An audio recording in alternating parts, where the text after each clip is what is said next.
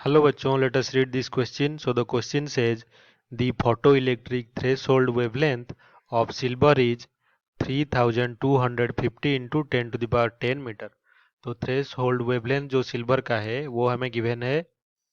The velocity of electron ejected from silver surface by ultraviolet light of wavelength 2536 into 10 to the power minus 10 metre is given आज। तो किस velocity के साथ उस silver surface से electron eject होगा जबकि हमने उस पर क्या गिराया, अल्ट्रावायोलेट लाइट गिराया with wavelength 2536 into 10 to the power minus 10 metre का। तो यहाँ पे गिवन क्या है, h is equals to 4.14 into 10 to the power minus 15 electron volt into second, और सी जो velocity of light 3 into 10 to the power 8 metre second inverse है। तो इसको सॉल्व करने से पहले हम जो की कॉन्सेप्ट यूज करेंगे वो जान लेते हैं। तो की कॉन्सेप्ट हमारा क्या है, फोटो इलेक्ट्रिक इक्वेशन। तो फोटो इलेक्ट्रिक इफेक्ट में जो इक्वेशन हम यूज करते हैं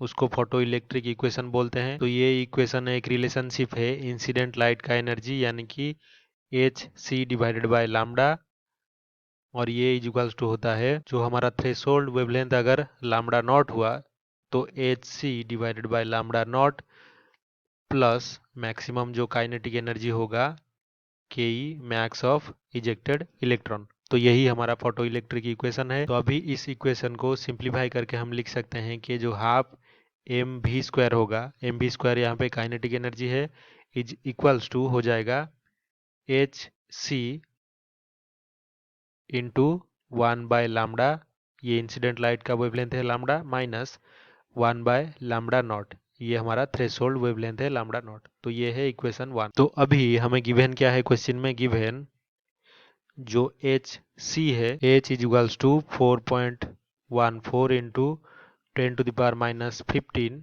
electron volt into second, c कितना हमें गिवन है 3 into 10 to the power 8 metre second inverse, और सिल्वर का थ्रेशोल्ड वेवलेंथ यानी कि lambda not is equals to 3250 into 10 to the power minus 10 metre, और जो अल्ट्रावायोलेट लाइट गिर रहा है मेटल पे उसका वेवलेंथ भी गिवन है लैम्डा इंसिडेंट लाइट का कितना है 2536 into 10 to the power minus 10 metre.